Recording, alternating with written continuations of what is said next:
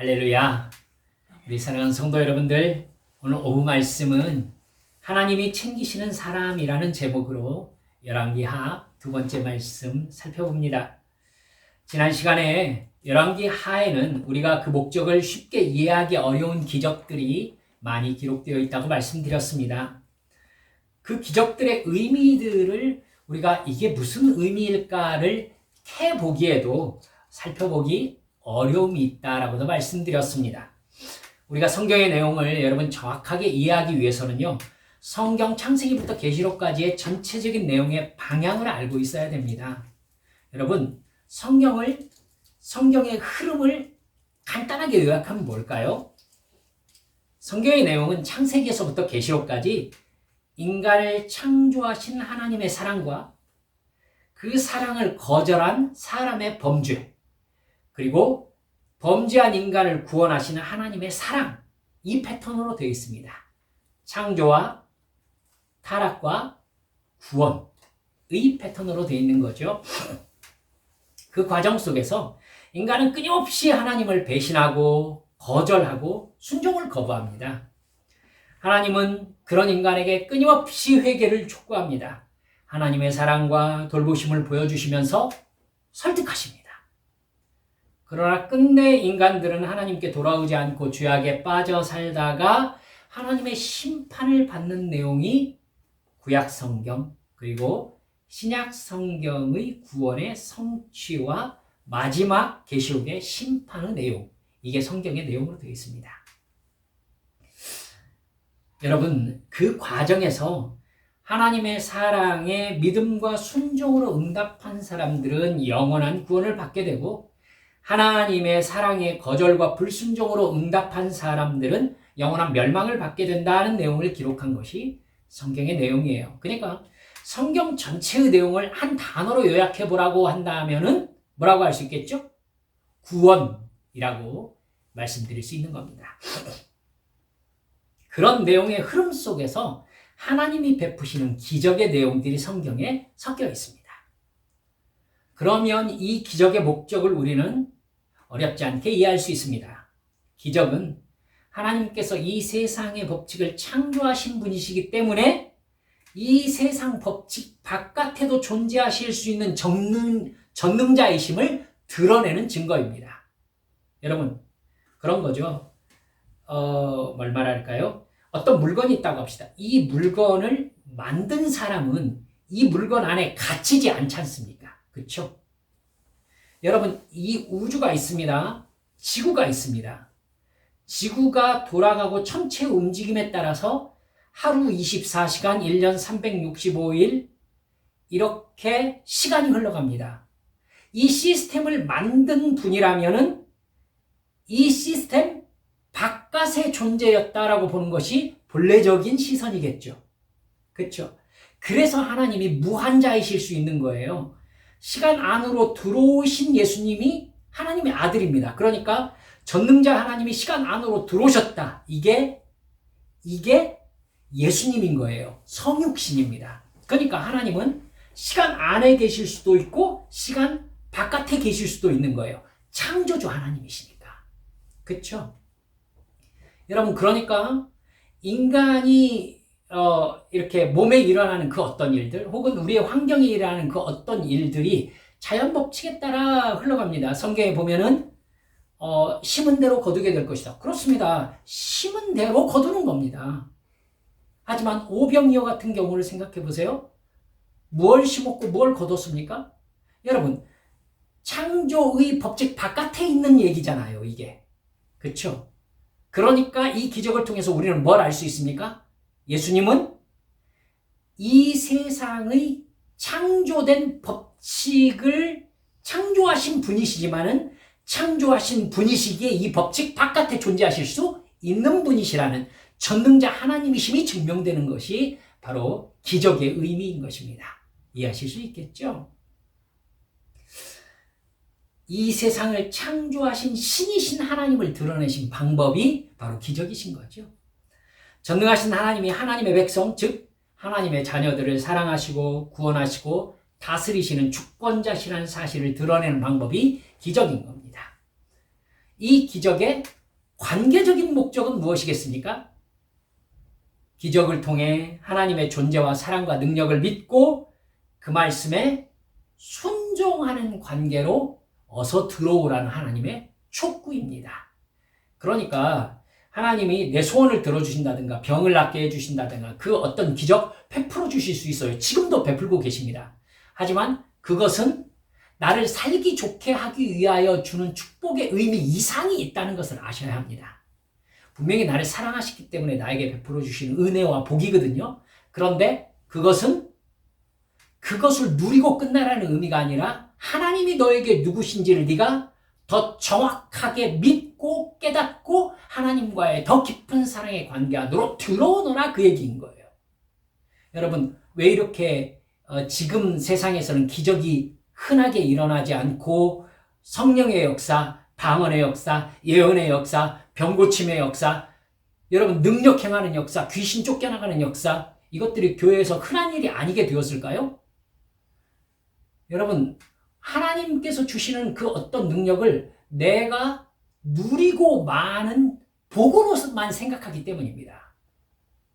주님은 그 어떤 것을 우리에게 베푸실 때에 그걸 통해서 초대하시고자 하는 하나님과의 관계가 있어요. 그 안으로 들어오라는 얘기죠. 여러분 그렇습니다. 만약에 돌에 맞아 죽을 뻔했던 가늠하다 잡힌 여자 있지 않습니까? 여러분 사람들이 돌로 치려고 마음을 먹었었어요. 그러면서 예수님을 시험했잖아요. 이 사람이 현장에서 잡혔습니다. 당신은 어떻게 하시겠습니까? 죄 없는 자가 먼저 돌로 쳐라. 여러분 모든 사람들이 돌을 놓고 나갔습니다. 여러분 이건 하나님의 능력이 아니면 일어날 수 없는 기적입니다. 그치요? 근데 그렇게 해가지고 산 이 여자가 돌아가가지고 똑같은 일을 계속하면서 살았다면요. 나에게 복을 주셨구나, 나를 살려주셨구나 하고 똑같은 일을 계속하며 살았다면요. 주님께서 그에게 준 은혜와 축복이라는 게 아무 의미가 없어져 버리잖아요. 그렇죠? 이러니까 기적의 수혜자가 지금 시대에 너무나 없는 겁니다. 주님이 분명히 말씀하셨죠. 나도 너를 정죄하지 아니하노니 가서 다시는 죄를 범하지 말라. 그렇습니다. 주님은 기적을 베푸시고 새로운 관계로 우리를 초대하고 계시는 겁니다. 방언을 주시고 방언을 통해서 새로운 관계로 우리를 초대하고 계시는 겁니다. 그런데 그 새로운 관계로 발을 디디지 않는 거예요. 누리면서 기분만 좋은 거예요. 그 혜택만 받는 거예요.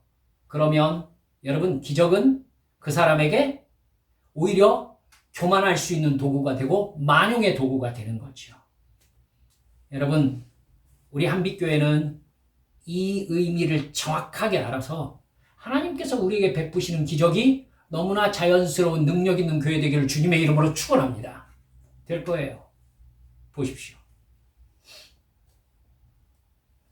그런 관점으로 생각하면 열왕기하 4장에 나오는 4가지 기적의 목적이 무엇일까 깊이 생각해 봐야 될 필요가 생겨나게 됩니다.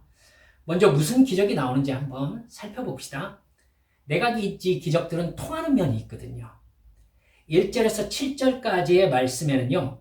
기름이 끊이지 않는 기적이 기록되어 있어요. 엘리사 선지자의 제자들 중에 한 사람이 죽었습니다. 가정이 있는 제자였어요. 그에게는 아내와 2 아들이 있었습니다. 그러니까 아버지가 죽어버리는 바람에 경제적으로 아주 어려운 상황에 놓이게 된 거죠. 아내는 엘리사에게 나와가지고 자기 집 사정을 얘기합니다. 남편이 살았을 때 빚을 얻어서 생활을 했는데 상환할 방법이 없다는 거예요. 그러자 이 빚을 준 사람이 2 아들을 데려가서 자기 종으로 삼겠다고 얘기한다는 거예요. 그건 노예가 있던 당시에는 일반적인 방법이었거든요. 그러니까 이 여자는 남편이 죽었고 그리고 빚을 상환할 수 없으니까 2 아들마저 종으로 내줘야 되는 완전히 대책 없이 내던져져야 되는 가엾은 여인이 될 상황이었던 겁니다. 엘리사가 물어요. 집에 뭐가 있습니까? 기름이 조금 남아있는 기름병 하나밖에 없습니다. 그러자 엘리사가 말해요.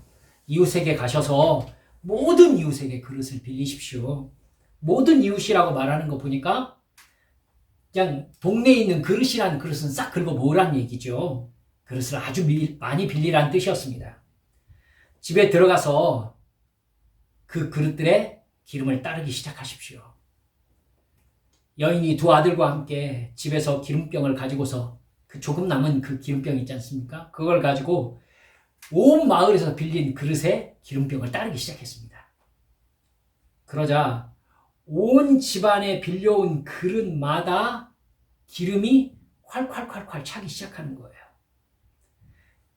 그 그릇에 기름이 다 찰 때까지 기름이 그치지 않았습니다.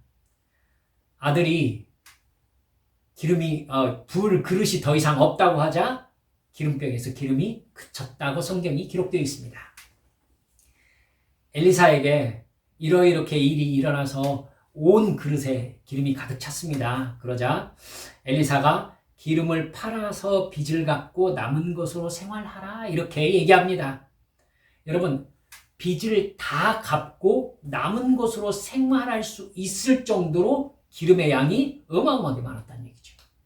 그러니까 이 여인은 마을에 돌아다니면서 기름통을 여러분 작은 통만 이렇게 쭉 빌려온 게 아니라 그릇을 있는 대로 다 빌려온 거예요, 정말. 그래서 빚을 얻었던 그 빚을 다 갚고 남은 것으로 생활할 수 있을 정도의 기름이 많이 나왔던 겁니다. 여러분, 열왕기가 이 기적을 기록한 의미가 무엇일까요? 엘리사가 주인공인 상황이니까 그가 얼마나 대단한 능력을 가지고 있었는지를 기록으로 남겨두려고 적어놓은 것일까요?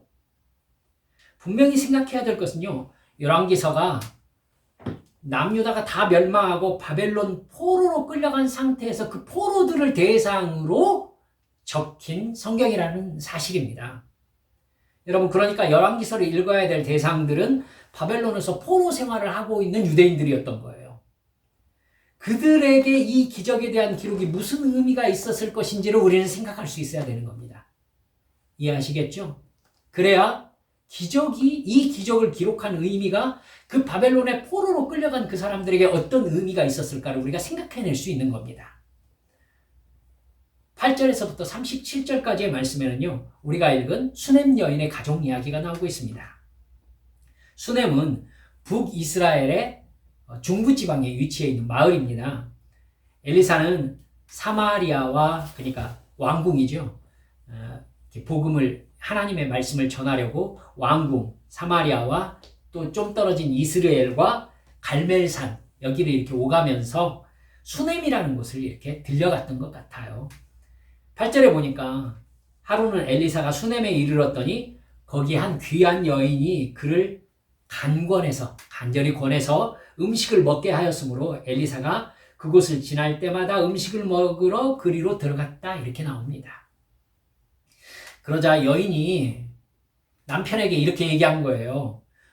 이렇게 주의 종 선지자가 들려서 우리 집에서 늘 가실 때마다 음식을 먹고 가시니까 옥상에다 우리 작은 다락방을 만듭시다. 그래서 침대와 탁자와 의자와 등잔을 갖추어 놓고 엘리사가 그곳에서 쉬고 좀 이렇게 식사도 하시고 이렇게 생각도 하시고 그렇게 할 수 있게끔 공간을 좀 마련합시다. 이렇게 얘기를 합니다. 그래서 그 남편과 함께 그렇게 다락방을 마련을 한 거예요. 그 다락방에서 쉬던 엘리사가 그 여인에게 묻습니다. 부인, 우리를 돌보시느라 수고가 많습니다. 제가 부인에게 무엇을 해드리면 좋겠습니까? 부인을 위해서 왕이나 군 사령관에게 무엇을 좀 부탁해 드릴까요? 그러자 여인은 지금 우리가 읽은 성경에는 저는 제 백성 가운데 있습니다. 이렇게 대답했죠. 무슨 뜻인지 잘 모르시겠죠? 저는 이웃과 잘 어울려 살고 있으니 그러실 필요 없으십니다. 이런 뜻입니다. 엘리사는 그러면 이제 자기 사환 게하시에게 바라는 것도 없고 그럼 이 여인에게 뭘 해주면 좋겠는가 묻습니다. 그러자 사환 게하시가 선지자님, 이 여인에게 아들이 없는데 남편은 늙었습니다. 여러분, 무슨 뜻입니까? 여러분, 남편이 늙었다라는 얘기는 지금 생식 능력이 다했다는 뜻입니다. 그러니까 이 여인에게는 앞으로의 소망이 없다는 뜻이죠. 엘리사는 여인을 다시 불러냅니다. 그리고 내년 이맘때쯤에 당신이 아들을 안고 있게 될 것입니다. 라고 얘기를 합니다. 여인이 뭐라고 성경에 얘기했다고 우리가 읽었어요? 아닙니다. 하나님의 사람이요. 종을 속이지 마십시오. 무슨 뜻입니까? 이 여인 지금 불가능한 일이라는 걸 알고 있습니다. 불가능한 일이라는 거. 여러분, 근데 한 해가 지나자 이 여인이 정말로 아들을 낳게 되는 거예요. 정말로. 아이가 아마 대여섯 되었을 무렵에 아이와 함께 밭에 나간 아버지와의 사건이 그 다음에 기록되어 있습니다.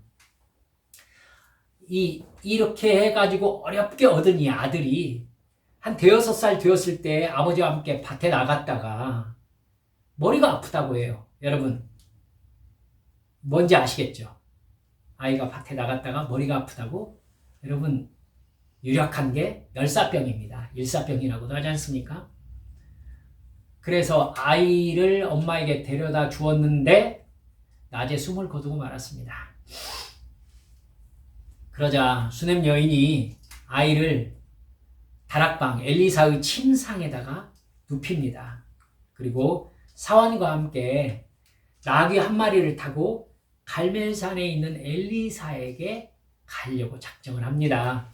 남편이 왜 모르니까 아이가 죽은지 모르니까 왜 엘리사에게 가려고 합니까? 뭐 초하루도 아닌데 그러니까 좋은 일로 가려고 합니다. 하고는 나귀를 빨리 몰아가지고 갈멜산에 있는 엘리사로 찾아갑니다. 상당히 먼 거리인데. 여러분, 여인이 딱 오는 걸 보니까 이제 게하시도 알고 엘리사도 압니다. 수넴 여인이 오고 있네? 여러분, 마침 도착해가지고 여인은 엘리사의 발을 안고 이야기합니다. 하나님의 사람이요. 제가 언제 당신께 아들을 구했습니까? 제가 그런 소리 하지 말라고 당신께 말씀드리지 않았습니까? 저는 울었을 것 같아요. 상황을 이렇게 엘리사가 아이에게 무슨 일이 생겼구나 알게 된 이 엘리사가 사환 게하시에게 지팡이를 줍니다. 그러면서 빨리 여인을 따라가라.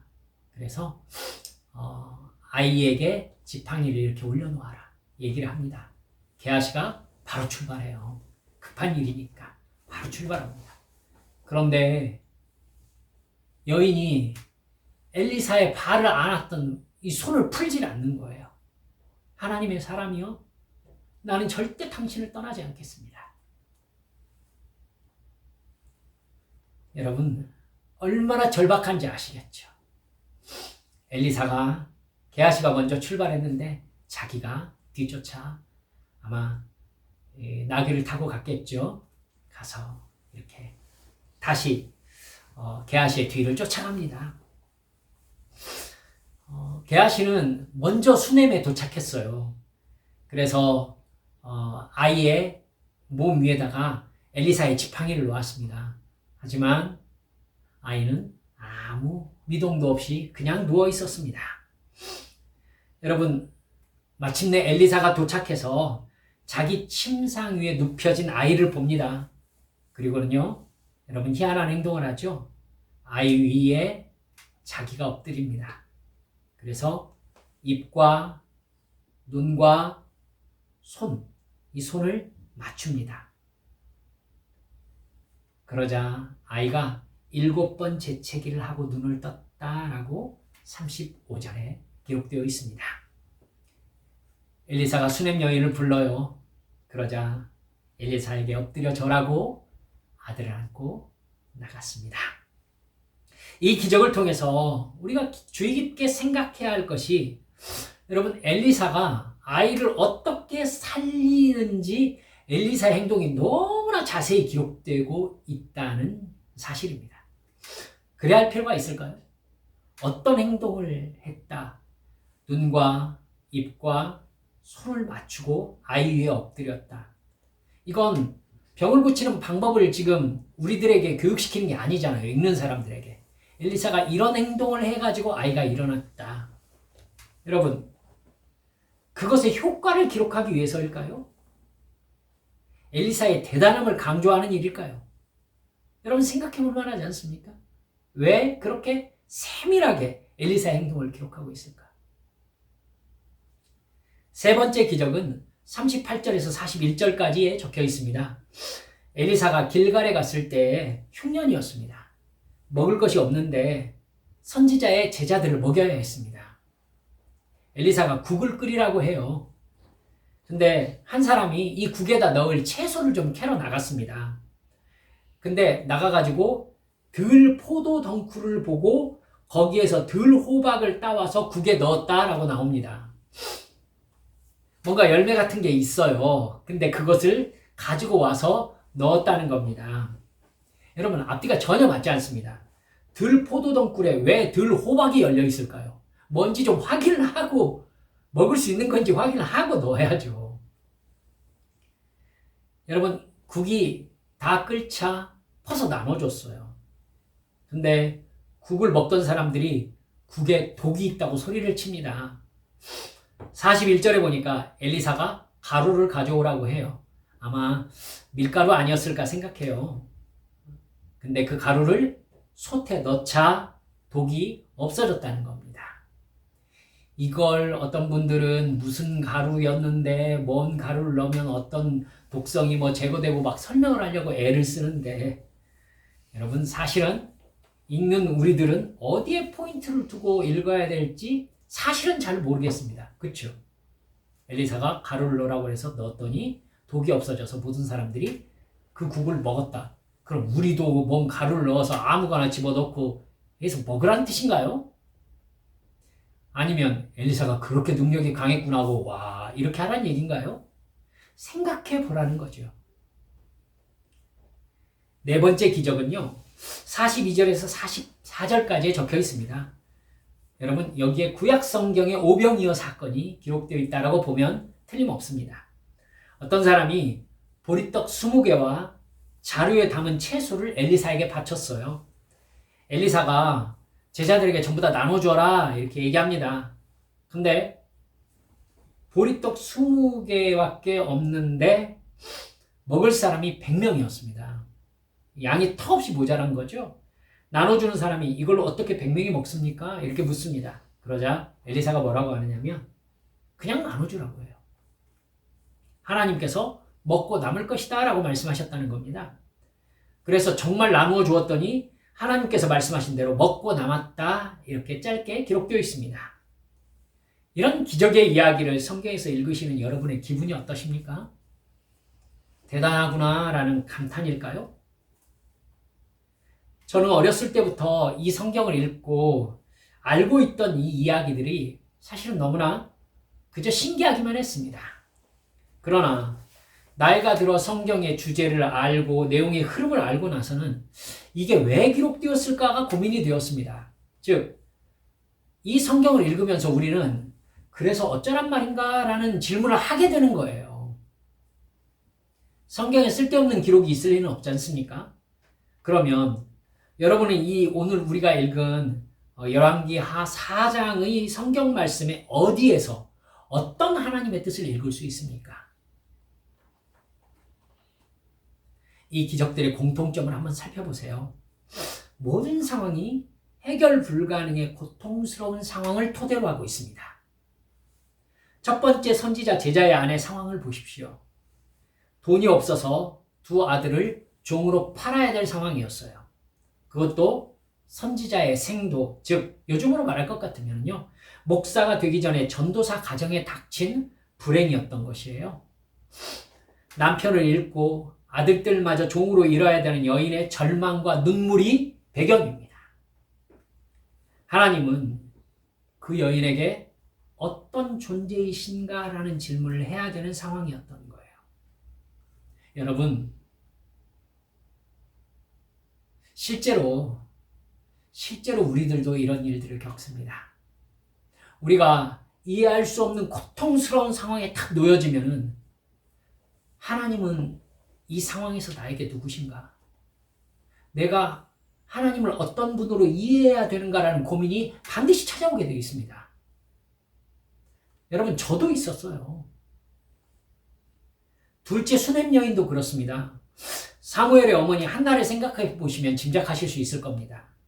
수냄 여인은 그녀의 노년에 그녀를 부양할 수 있는 자녀가 없었습니다. 남편은 늙었는데 집안의 혈통을 이을 둘째 부인을 맞이하지 않고 있습니다. 두 사람은, 특히 수냄 여인은 자녀에 대한 소망을 포기했습니다. 오죽하면 엘리사가 아들을 낳을 것이라고 하자 저를 속이지 말라고 했었을까요? 방법이 없다는 걸 자기도 알고 있다는 뜻이죠. 그러다가 맞이한 상황이 더욱더 비극적입니다, 여러분. 아들이 한낮에 아버지 일하는 곳에 갔다가 일사병에 걸려 죽어버린 겁니다. 어쩌라는 거죠? 소망이 없을 때에는 그런가 보다 하고 살지 않습니까? 그렇죠? 소망이 없을 때는. 근데 소망이 생겼어요. 하나님이 기도응답을 했어요. 여러분, 근데 그게 사라져버린 겁니다. 그러면 그때의 상실감은 애초에 없을 때보다 더 심한 거잖아요. 그렇죠? 수냄 여인의 상황도 해결 불가능한 고통이 그 배경인 겁니다. 길갈에서 국에 독이 있을 때의 상황 역시 마찬가지입니다. 여러분, 국을 끓이라고 했지만 무엇입니까? 그것은 사실 채소 스프입니다. 그러니까 멀건 국을 그냥 끓이는 게 너무 상황이 민망해가지고 채소라도 넣을 게 없을까라고 해서 바깥에 나가가지고는 들포도 덩굴에서 들호박을 따가지고 집어넣은 겁니다. 여러분, 흉년이라서 겨우 먹고 살 양식밖에 없는 거예요. 거기에서 엘리사가 왔다고 들에서 먹을 만한 것처럼 보이는 것을 가져다 넣었는데 먹을 수가 없었습니다. 여러분, 흉년은 하나님의 징계를 의미해요. 하나님의 징계는 징계의 대상에게만 임하는 게 아닌 것이 참 힘든 일입니다. 그가 속해 있는 공동체 전체가 고통을 당하는 거예요.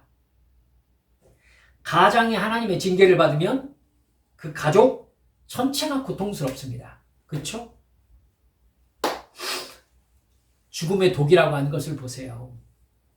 살기 위해서 먹는 음식에 죽음의 독이 있는 것처럼 절망스러운 상황이 어디에 있습니까? 넷째 기적의 상황 역시 보리떡 20개와 자루에 담긴 채소로 100명이 먹어야 되는 상황입니다. 우상을 숭배하며 불순종하는 북이스라엘을 징계하시는 흉년, 그리고 그 안에 있는 선지자와 하나님의 자녀들까지도 해결할 수 없는 굶주림에 시달리고 있습니다. 모두들 이 상황에서 하나님이 우리에게 어떤 분이신가? 우리는 하나님에게 어떤 존재들인가? 하나님이 과연 우리를 이 땅에 존재하게 하실 수 있으신 분이신가? 이대로 우리가 불가능한 고통 속에서 삶을 끝낸다면 우리와 하나님과의 관계는 어떤 관계였다고 우리는 생각해야 되는 것인가? 하나님의 자녀인 나는 하나님을 누구로 생각해야 되는가? 이런 본질적인 질문을 해야 되는 상황에 놓여 있었던 사람들인 겁니다. 사랑하는 여러분들, 우리 삶도 마찬가지입니다. 우리가 하나님의 말씀대로 순종하지 않기로 하면 어쩌면 지금보다 훨씬 더 인간관계가 매끄러웠을지도 모릅니다. 여러분은 안 그렇습니까? 돈도 더 많이 벌 기회가 있었을지도 모릅니다. 또 이 세상을 훨씬 더 재미있게 살 수 있었을지도 모릅니다. 그러나 하나님의 백성, 하나님의 자녀인 나는 이 세상 사람과 전혀 다른 가치관, 세계관과 다른 목적지를 향해 가는 다른 사람이라는 인식이 생겼습니다. 우리 안에. 여러분, 그러자 우리 안에 뭐가 생겼습니까? 갈등이 생겨나고 만 것입니다. 우리는요, 이제 이 세상 사람들과는 좀 다른 사람들이 되었습니다. 그러니까 다수의 세상 사람들 속에서 이방인처럼, 주변인처럼 살아야 되는 입장이 되고 만 거예요. 같은 상황 속에서도 상황을 파악하고 대처하는 방법이 다릅니다. 해석하는 방법이 다른 거예요. 여러분, 세상 사람들은 이익과 재미를 추구하는 사람들인데요. 우리는 거기에서 변두리에 사는 사람처럼 여겨집니다. 그래요. 그것까지는 이해하고 각오했다고 합시다. 그러나 그러다가 선지자 제자의 아내처럼 어느 날 갑자기 절망 가운데 뚝 떨어진 겁니다.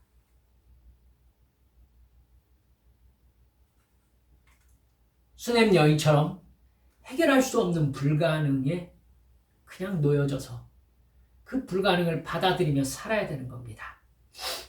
나름대로 잘 살아보려고 노력을 하는데 사람이, 환경이 마치 나를 죽일 듯이 독처럼 나를 무너뜨리고 나에게 달려듭니다. 먹을 것이 떨어져 버리는 상황처럼 이게 하나님의 사랑의 결과인가 싶을 정도의 상황에 우리가 내던져질 때가 있는 거예요.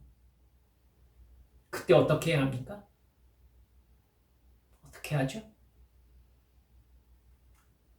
오늘 열왕기하 4장의 말씀은 먼저 하나님께서 그 상황을 아주 자세하게, 아주 세밀하게 살피고 계시다는 사실을 우리에게 알려주고 있습니다. 나라와 왕과 주변 국가라는 열왕기잖아요. 그런 큰 카테고리 속에서 이야기를 진행하는 열왕기서에 한 가정의 먹고 사는 문제가 앞뒤 없이 그냥 쭉쭉 기적으로 나와 있는 거예요. 그냥 먹고 사는 문제가. 지금 국가 얘기를 하고 있는 게 아니라 왕 얘기를 하고 있는 게 아니에요. 하나님의 징계 얘기를 하고 있는 게 아니에요. 이게 지금 눈앞에 얘기하고 있는 이 상황을 보면은요, 그냥 누군가의 가정의 고통이에요. 누군가의 굶주림이에요. 그걸 하나님께서 앞뒤 없이 해결해 주시는 모습이 나타나고 있는 거지요. 심지어 일사병으로 죽은 아들을 엘리사가 어떤 포즈로 살려내는지를 아주 현장에 있는 사람이 본 것처럼 자세하게 묘사하고 있습니다. 국 끓여 먹는 상황, 밥 먹는 상황을 적어놓고 있는 거죠. 사랑하는 여러분들, 하나님은 온 우주를 지으시고 통치하시고 통제하시지만 나 한 사람이 밥 한 끼 먹고 사는 문제를 놓치시지 않습니다. 아멘. 여러분, 온 우주의 창조자, 이 태양계를 말씀으로 창조하신 그 신이신 하나님께서 내가 오늘 한 끼를 어떻게 먹었는지를 살피고 계신다는 얘기를 지금 열왕기사가 하고 있는 겁니다. 그 일을 통해 무엇을 이루시려 하셨는가라는 힌트조차 없지만 그저 그 상황에서 먹을 것을 기적으로 베푸시는 은혜를 성경에 적어 놓으신 겁니다. 하나님은 하나님이 선택하신 하나님의 자녀들을 반드시 책임지신다는 것을 믿으시기 바랍니다. 아멘. 절망적인 상황이 되지 않게 하면 더 좋지 않을까요? 아니에요. 여러분, 우리의 위치를 아셔야 합니다. 이 세상의 죄로 인해서 사실 예수 믿는 사람들은 시간이 지날수록 거룩하게 살려고 노력할수록 하나님 앞으로 더 가까이 나아갈수록 이 세상에서는 더 고통을 당하며 힘들게 살 수밖에 없습니다. 죄를 깊이 인식할수록 우리는 죄로부터 더 떠나려 하기 때문입니다. 여러분, 어려워요. 더 어려워집니다. 여러분, 함께 죄 지을 수 없어서 더 힘듭니다. 그래서 예수님을 따르는 사람은 고난을 당하게 되어 있다라고 말씀하셨습니다. 그러나 반드시 주님께서 책임을 지신다는 것을 믿고 내 어려움 속에 살아계신 하나님께 이 상황을 그대로 말씀드리는 기도 생활을 계속하시기를 주님의 이름으로 축원합니다. 사랑하는 여러분들이요, 하나님은 절대 우리를 포기하지 않으십니다. 그리고 우리의 삶을 책임지십니다. 오늘 본문의 이 절망스러운 상황들은요, 하나님을 떠나 자기 욕심을 채우려고 우상을 숭배하며 자기를 위하여 산 북이스라엘의 상황입니다. 열왕기 4장의 절망스러운 상황들은 하나님을 떠난 이스라엘의 상황이라는 말씀이지요. 하나님의 자녀는 하나님의 뜻을 떠나 불순종하며 육체의 만족과 재미를 위하여 살면 하나님께서 반드시 고난과 고통 속에 밀어넣으십니다. 왜요? 여러분 이제 대답하실 수 있으실 텐데요. 구원하시기 위해서입니다. 회개시키기 위해서입니다. 사랑하시기 때문입니다. 하나님의 자녀들은 그러니까 죄 가운데 있으면 반드시 고통을 당해야 정상인 겁니다. 하나님의 백성이기 때문에, 하나님의 자녀이기 때문이지요. 따라서 우리는 우리 삶에 고통이 있다면 가장 먼저 내가 지금 오직 하나님만 바라보고 의지하며 믿고 순종하고 있는지를 살펴봐야 합니다. 고난 속에서 우리를 연단하실 때에 하나님을 믿고 의지하는 신앙이 부쩍 자라납니다. 하나님이 어떻게 연단시킵니까? 여러분 경험하셨죠? 하나님이 우리를 하나님만 믿고 의지하게 만드시려면요, 내가 나로 존재하기 위하여 지탱하고 있던 그것을 빼내신다고요. 돈이었습니까? 돈을 빼냅니다. 건강입니까? 건강을 빼냅니다. 미모입니까? 미모를 빼내십니다. 또 빼낼 게 뭐가 있죠? 자의감 빼내십니다. 왜? 그게 네 인생을 지탱하는 것이 되어서는 안 된다. 네 인생을 지탱하는 것은 하나님과의 관계여야 한다. 가르쳐 주시기 위해서입니다. 아무리 머리가 좋아도 안 되는 사람이 있어요. 왜? 얘야, 네 머리로 살아가는 거 아니다. 가르쳐 주시기 위해서입니다. 사랑하는 여러분들, 그렇게 연단하실 때 연단 받고 믿음 잘하시기를 주님의 이름으로 축원합니다.